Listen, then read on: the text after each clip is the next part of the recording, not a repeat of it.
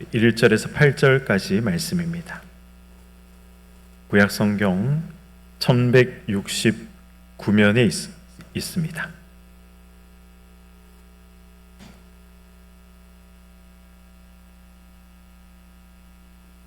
에스겔 15장 1절에서 8절까지의 말씀 우리 함께 교도하시겠습니다.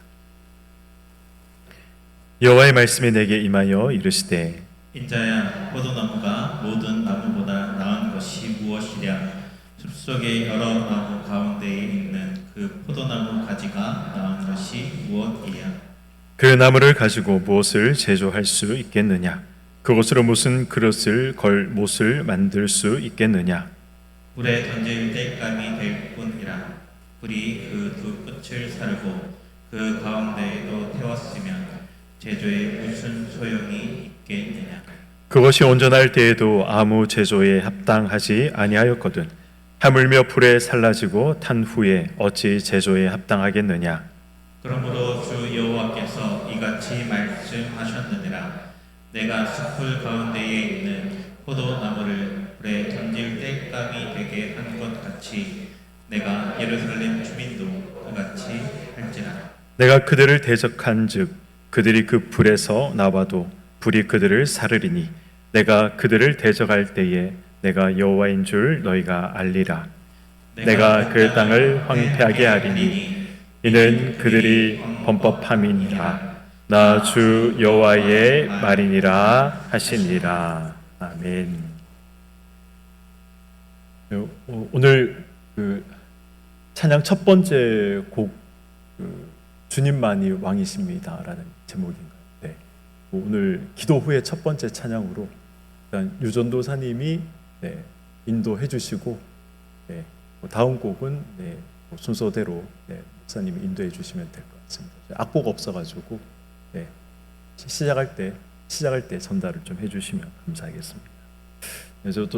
저도 처음 불러보는 찬양인데 너무 은혜가 돼서 우리 기도회 할 때 우리 같이 한번 부르면서 하면 좋겠다라는 생각이 되어서 갑자기 이렇게 변경을 하게 되었습니다.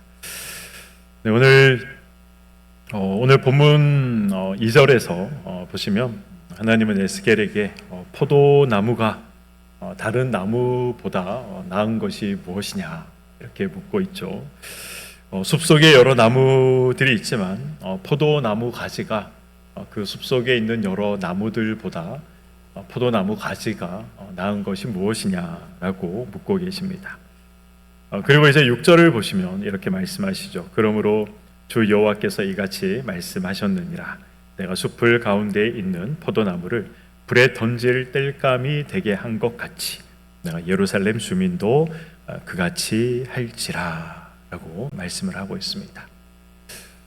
지금 에스겔 15장이 1절부터 8절까지 굉장히 짧은 말씀으로 한 장이 구성이 되어 있는데 지금 읽으시면서 어떤 생각을 하셨습니까?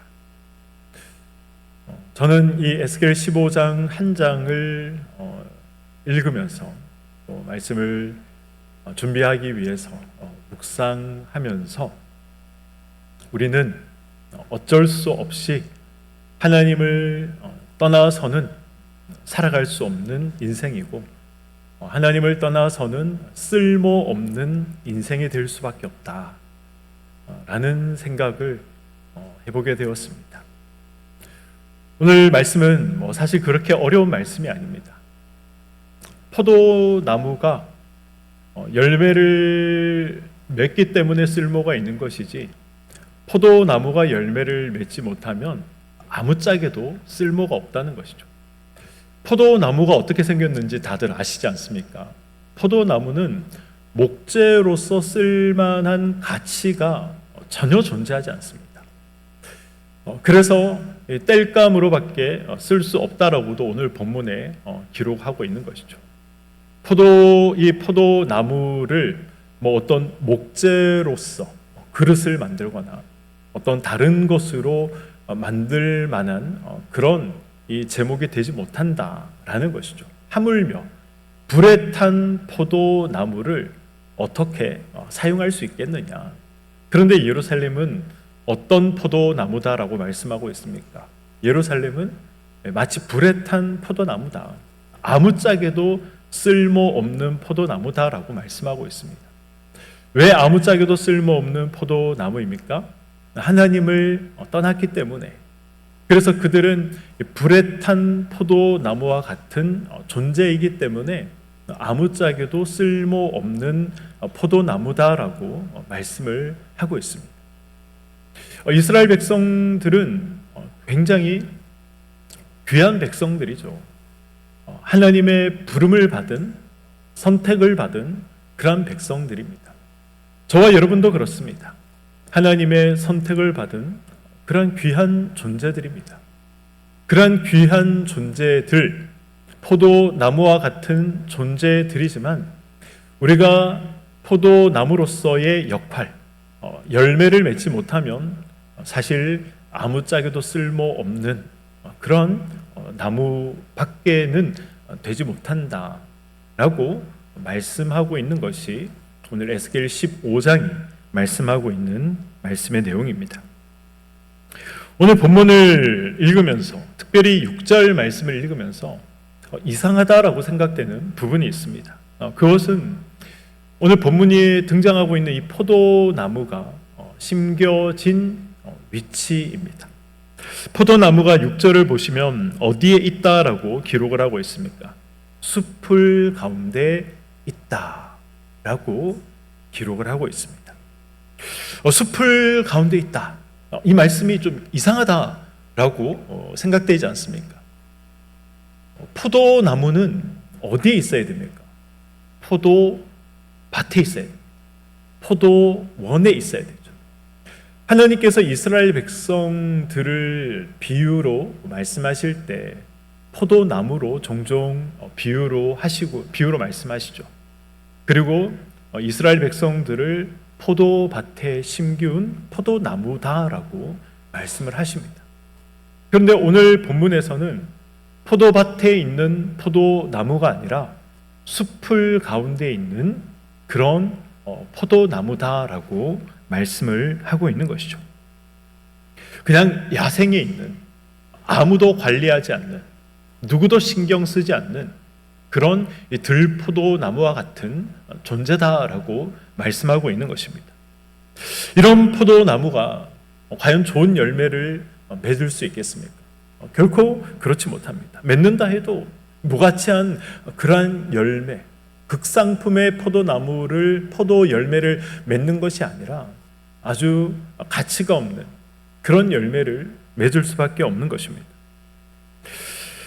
앞에서 제가 말씀드린 것처럼 하나님은 이스라엘 백성들을 이 포도밭에 심기운 포도나무다라고 그렇게 하나님께서 종종 비유로 말씀을 하셨습니다.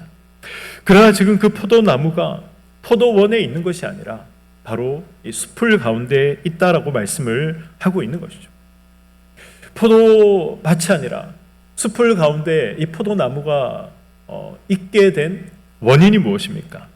하나님의 뜻을 끊임없이 거역했기 때문에 그런 것이죠. 우상을 숭배하고 온갖 죄를 범했기 때문에 포도원이 아니라 숲풀 가운데 포도나무가 심겨져 있었던 것입니다. 하나님은 이런 이스라엘의 행동을 포도나무가 포도원을 벗어나서 이 들 한가운데, 숲풀 한가운데 이 심겨진 것에, 벗어난 것에 지금 비유하고 계신 것입니다. 스스로 무가치하고 쓸모없는 존재로 포도나무가 자기 스스로를 그렇게 만든 것이다라고 하나님께서 말씀하고 계신 것이죠. 스스로 무가치한 존재로 만든 것입니다. 저와 여러분들이 그렇다는 것이죠. 하나님께서 우리를 아주 귀한 존재로, 가치 있는 존재로 부르셨습니다. 포도원에, 포도나무로 부르셨습니다. 농부의 돌봄을 받으면서 아주 귀한 나무 열매를, 포도 열매를, 극상품의 열매를 맺을 수 있는 존재로 하나님께서 우리를 부르셨음에도 불구하고 우리 스스로 무가치한 존재로 우리를 그렇게 전락시킬 때가 많이 있다라는 것이죠. 저와 여러분들이 하나님의 말씀에 온전히 순종하지 않아서, 물론 순종이 쉬운 것은 아니죠. 순종은 어려운 것입니다. 순종은 만만한 것이 아닙니다. 때로는 순종을 하다가 보면 나의 것을 포기해야 할 때가 있는 것이고, 순종을 하다가 보면 세상의 오해를 살 때가 있는 것이고, 순종을 하다가 보면 나의 안락과 유익과 평안함을 포기해야 할 때가 있습니다. 그러나 그럴 때 어떤 열매를 맺게 되는 것입니까? 결국 극상품의 포도 열매를 맺게 되는 것입니다.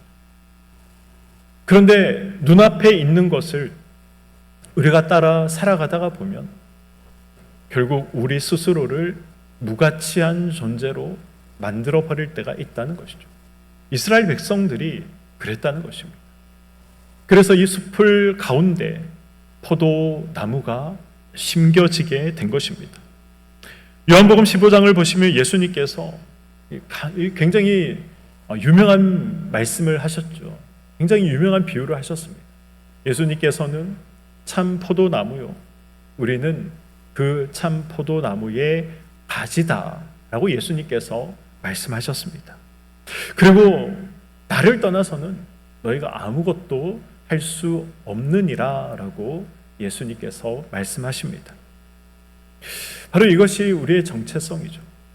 예수님을 떠나서는 아무것도 할 수 없다. 예수님 안에서, 예수님을 통해서 우리가 예수님으로만 우리가 열매를 맺을 수 있는 존재, 가치 있는 존재, 그것이 우리의 정체성이라는 것입니다. 하나님께서 성도인 저와 여러분에게 맺기 원하시는 열매는 어떤 열매입니까? 포도원에 있는 우리에게 하나님은 회개에 합당한 열매를 맺기를 원하십니다. 누가복음 이 3장을 보시면 이 세례 요한이 세례를 베풀면서 외쳤던 말이 무엇입니까? 회개에 합당한 열매를 맺으라는 것입니다. 회개에 합당한 열매를 요구받은 사람들이 그래서 요한에게 묻습니다. 우리가 그래서 무엇을 해야 합니까? 이렇게 묻자 요한이 무엇을 이야기합니까? 누가복음 3장 11절을 보시면 두 벌 옷을 가진 자는 한 벌 옷을 가지지 이 이웃에게 나누어 줘라. 먹을 것이 있는 자들은 먹을 것이 없는 자들에게 나누어 주라. 이런 이야기를 합니다. 그리고 13절을 보시면 이 세리들에게는 누가 된 것 외에는 더 많은 것들을 거두지 말아라. 14절을 보시면 군인들에게는 강탈하지 말고 거짓으로 고발하지 말고 받은 급료에 만족하며 살아라. 이런 이야기들을 합니다. 이 11절, 13절, 14절에서 세례 요한이 지금 말씀하고 있는 이 내용들이 무엇입니까? 선행의 열매를 맺어라 라는 것을 말씀하고 있는 것이죠. 삶 속에서 아름다운 삶의 열매를 맺어라, 도덕적인 윤리적인 이러한 열매들을 맺어라 라는 것입니다. 회개에 합당한 열매는 바로 이 착한 행실의 열매를 맺으면서 살아가는 것입니다. 그러나 이것이 전부가 아니죠. 단순히 회개에 합당한 열매가 착한 행실의 열매만 맺는 것은 아닙니다. 영적인 열매도 함께 맺어야 됩니다. 착한 행실의 열매는 사실 세상에서 윤리적으로 도덕적으로 양심을 가지고 살아가는 사람들도 어느 정도 맺으면서 살아갈 수 있는 열매입니다. 그러나 영적인 열매는 세상에서 윤리 도덕적으로 굉장히 높은 어떤 기준을 가지고 살아가는 사람들이라 할지라도 영적인 열매는 맺을 수 없는 것이죠. 영적인 열매는 성령 하나님께서 우리의 심령 가운데 거하셔야 맺을 수 있는 것이 영적인 열매인 것입니다.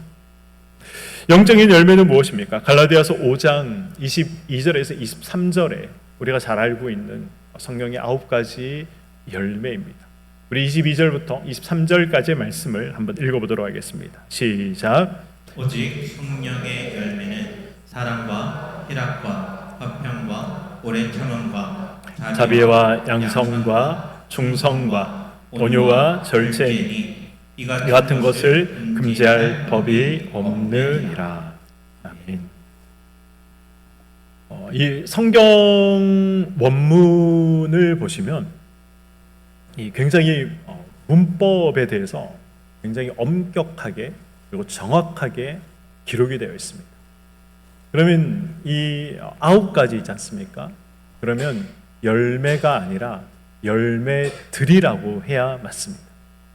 우리 성경은 번역본이기 때문에 열매들이라고 하지 않고 열매라고 했을 수 있습니다. 근데 원문을 보시면 원문에도 이 열매라고 되어 있습니다. 열매들, 복수로 되어 있지 않고 열매, 단수로 되어 있습니다. 무슨 말입니까? 한 열매라는 것이죠. 이것은 성령이 거하시면 우리가 카운트하면 9가지 열매로 우리가 계산할 수 있지만 그냥 성령께서 우리 안에 거하시면 이건 하나의 열매나 마찬가지다라는 것입니다. 성경에서 말씀하는 이 성령의 열매들은 그래서 나눌 수 없는 것이고 분리할 수 없습니다. 상호 밀접하게 연관되어 있고 연결되어 있는 열매들입니다. 우리 몸에 있는 이 영양 성분들도 그렇지 않습니까? 하나가 부족하더라도 우리에게 병이 찾아올 때가 있지 않습니까? 9가지 중에 어느 것 하나라도 소외되거나 제외된다면 건강한 이 영적인 이 열매를 가지고 있다. 건강한 영적인 상태를 가지고 있다라고 말할 수 없는 것입니다. 마찬가지로 이 성도인 저와 여러분은 이 9가지 열매 중에 몇 가지만 맺어도 된다, 몇 가지만 있어도 된다라는 것이 아니라 이 성령님께 뿌리를 든 사람이라면 그 뿌리로부터 나오는 이 열매들, 밀접하게 연관되어 있는 이러한 열매들을 우리가 다 열매 맺어야 하는 것입니다. 하나님께서 우리를 구원하신 이유가 무엇입니까? 단순히 하나님께서 천국 백성 삼기 위해서, 하나님께서 우리를 천국으로 데려가시기 위해서 저와 여러분을 구원하셨습니까? 구원의 목적이 천국 데려가는 것이라면 저와 여러분들을 구원하시자마자 바로 천국으로 데려가셔야 됩니다. 그것이 궁극적인 목적이라면 구원하시자마자 바로 데리고 가셔야죠. 그러나 구원하시고 이 땅을 살도록 하십니다. 왜 살도록 하십니까? 열매를 맺도록 하시기 위해서 살도록 하시는 것이죠. 이 땅에서 하나님께서 기대하시는 열매가 있습니다. 저와 여러분들이 이 땅을 살아가면서 맺기를 원하시는 열매가 있는 것입니다. 의의 열매를 하나님께서 원하시죠. 하나님께서 이 선의 열매를 맺기를 원하십니다. 성령의 이 은혜로운 열매들을 저와 여러분들이 이 땅을 살아가면서 맺기를 원하십니다. 그리고 이 땅에서 맺은 그 열매로 하나님께서 이 천국의 상급을 하나님께서 계산하시는 것이고, 그리고 이 영원한 천국에서의 삶을 우리가 또 이 땅에서 준비하게 되는 것입니다. 하나님께서 이스라엘을 이 포도나무로 부르신 것은 포도 열매를 맺도록 하기 위해서 이스라엘 백성들을 부르신 것이죠. 하나님께서 이스라엘 백성들을 부르신 것이 포도나무 자체가 되어라, 그것을 위해서 이스라엘 백성들을 부르신 것이 아닙니다. 열매 맺는 그 일, 포도나무의 그 포도 열매를 맺도록 하기 위해서 하나님께서 이스라엘 백성들을 부르신 것입니다. 포도나무를 보셔서 아시겠지만 앞에서 말씀드린 것처럼 포도나무가 열매를 맺지 못하면 사실 아무짝에도 쓸모가 없습니다. 그냥 땔감으로 사용할 수밖에 없는 것이죠. 그래서 지금 아무짝에도 쓸모없는 이스라엘 백성들을 하나님께서 땔감으로 사용하겠다라고 책망하고 계신 것입니다.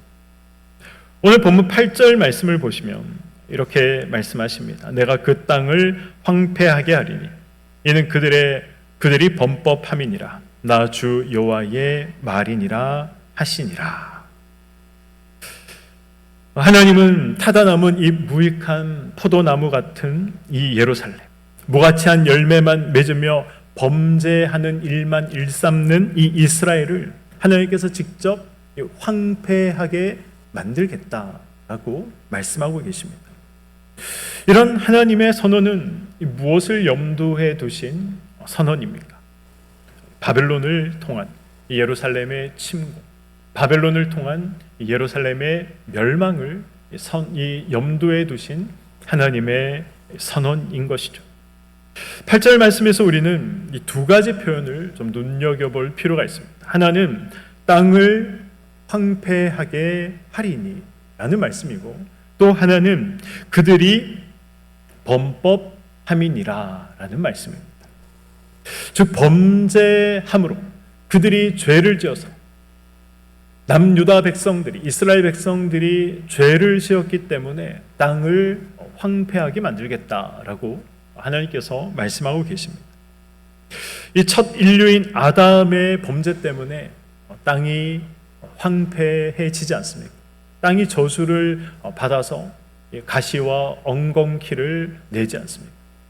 노아 시대 때에도 사람들이 죄를 범해서 홍수 심판을 받아 땅이 황폐해지지 않습니까? 동성애와 제약이 난무하던 이 소돔과 고모라에도 이 유황불 심판을 받아서 영원히 사용하지 못할 땅으로 변해버리지 않았습니까? 불의와 제약이 난무하는 곳에 하나님의 심판과 징계가 임하게 되면 땅이 황폐하게 되는 것입니다. 그 땅이 처참한 곳으로 변모하게 되었던 일, 그러한 일들이 비일비재하게 성경에 보시면 일어났던 사실을 우리는 기억할 필요가 있습니다. 그리고 우리는 이러한 사실을 또 뒤집어서 한번 생각해 볼 필요도 있는 것이죠. 무슨 말입니까? 죄악이 난무한 곳이 황폐한 곳으로 그렇게 바뀌었다면 반대로도 생각할 수 있는 것이죠. 반대로 죄악이 아니라 의의 열매가 맺히고 선한 열매가 맺히는 땅은 반대로 비옥하고 아름다운 땅으로 하나님께서 가꾸시고 만들어 가실 수도 있다라는 말로도 우리는 해석할 수 있는 것입니다. 이전에 악한 열매를 맺는 땅이 불사름을 당하는 그러한 일을 당했다면 의롭고 선한 열매를 맺는 곳은 하나님께서 더 많은 의의 열매를 맺도록 더욱 기름지고 아름다운 곳이 될 수 있도록 하나님이 그렇게 또 얼마든지 축복하시고 또 역사하실 수 있는 것입니다. 성경도 이런 사실을 증명하고 있고 증거하고 있습니다. 의로운 왕이 다스릴 때에는 척박해 보이는 땅이 기름진 땅으로 비옥한 땅으로 바뀌어지는 그러한 역사가 성경 속에서도 기록되어 있습니다. 이스라엘이 기름지고 아름다우며 풍성한 땅으로 변화되었던 역사, 어떤 왕들이 다스릴 때에 그런 일들이 일어났습니까? 다윗과 솔로몬이 다스릴 때에 그러한 일들이 일어났습니다. 다윗 왕이 즉위할 때까지 그 이전에 이스라엘은 어지럽고 이 혼탁한 시대였습니다. 하루가 멀다 하고 외세의 침략이 있었고 평강이 없었습니다. 이스라엘은 이 주변 열국의 노략의 대상이었고 전쟁터와 방불한 그러한 땅이었습니다. 그렇게 된 원인이 무엇입니까? 그렇게 된 원인은 하나님 앞에 죄 범하기를 끊이지 않았던 이스라엘 백성들의 패역함 때문에 그렇게 되었던 것이죠. 그러나 다윗이 왕이 된 후에 어떤 일들이 일어났습니까? 그곳에 생명의 싹이 틔워지기 시작했던 것이죠. 의의 열매가 맺혀지게 되었던 것입니다. 그리고 아름다운 신앙의 열매들이 그 땅 곳곳에서 맺혀지게 되었습니다. 당시 이스라엘은 주변 어느 나라들도 무시할 수 없는 그런 나라로 성장했습니다. 부러움과 이 존영의 대상이 되었던 것이죠. 이처럼 이 놀라운 변화가 그 땅 가운데 일어날 수 있었던 이유가 무엇입니까? 하나님을 경외함으로 의의 열매가 그 땅 가운데 가득했기 때문에 그렇습니다. 하나님께서 더 많은 의의 열매를 맺도록 그 땅을 더 기름지게, 더 풍성하게, 더 비옥하게 하나님께서 만드셨기 때문에 그렇습니다. 우리의 삶에도 이 원리는 그대로 적용되는 것이죠. 저와 여러분의 삶에 의의 열매를 맺고자 한다면, 저와 여러분의 삶이 더 비옥하고 더 기름진 땅으로 변화되기를 원한다면, 그래서 우리가 무엇을 해야 되겠습니까? 그래서 우리가 하나님 앞에 하나님께서 원하시는 모습으로 우리가 살아가야 하는 것입니다. 농부가 무가치한 열매 맺는 포도나무를 뽑아내고 잡초가 우거진 땅을 불살라 버리는 것이 당연한 것처럼 하나님께서 저와 여러분의 삶을 보시면서 아무 열매가 없고 잡초만 무성한 그러한 이 삶이라면 하나님께서 그 밭에 하나님이 불살라 버리지 않겠습니까? 뽑아 버리시지 않겠습니까? 동일한 것이죠. 우리가 의의 열매 맺기를 힘쓰고 우리가 하나님 보시기에 아름다운 열매 맺기를 힘쓴다면 하나님께서 더 풍성한 열매를 맺도록 우리가 더 기름지고 더 아름다운 땅이 될 수 있도록 하나님께서 더 많은 은혜를 부어주시는 것입니다. 그런데 반대로 오늘 본문에 기록된 이스라엘 백성들처럼 예루살렘처럼 그러한 것이 아니라 오히려 더 악을 위해서 살아가고 하나님이 아니라 우상을 위해서 살아가고 자기 배를 위해서 살아간다면 하나님께서 가만히 보고만 계시지는 않는다라는 사실을 우리가 기억할 필요가 있는 것입니다. 오늘 말씀을 맺도록 하겠습니다. 저와 여러분들은 사실 이스라엘 백성들보다 얼마든지 더 좋은 열매를 맺을 수 있는 존재들입니다. 하나님은 이스라엘을 포도나무에 빗대어서 말씀을 하십니다. 그러나 신약의 포도나무는 누구입니까? 신약의 시대를 살아가는 오늘날의 포도나무는 누구입니까? 예수 그리스도이시죠. 예수님은 스스로를 나는 참 포도나무다 라고 예수님께서 말씀하셨습니다. 그리고 저와 여러분은 누구입니까? 저와 여러분은 그 참 포도나무에 접붙임을 당한 가지들입니다. 그러므로 이 구약의 이스라엘보다 우리가 훨씬 더 좋은 포도 열매를 맺을 수가 있습니다. 우리가 훨씬 더 풍성한 포도 열매를 맺을 수가 있는 것입니다. 구약의 이스라엘은 무가치한 열매를 맺기도 했습니다. 하나님의 기대에 반하거나 역행하는 일들을 하기도 했습니다. 그러나 이 신약의 성도들은 참 빛이시고 참 길이시고 참 생명이시고 참 포도나무이신 예수 그리스도에게 붙어있는 그러한 존재들입니다. 저와 여러분들은 예수 그리스도에게 붙어있는 존재들입니다. 예수께 그래서 붙어있기만 하면 되는 것입니다. 붙어있는 것이 무엇입니까? 추상적이죠. 붙어있는 것이 무엇인가? 예수님이 참 포도나무이고 우리가 가지라고 하는데, 그래서 예수님께 붙어있기만 하면 된다라고 하는데 그 붙어있는 것이 무엇인가? 참 추상적이다라고 우리가 생각할 수 있습니다. 성경은 우리에게 이렇게 말씀하시죠. 말씀이 육신이 되어 이 땅에 오셨다라고 말씀하고 계십니다.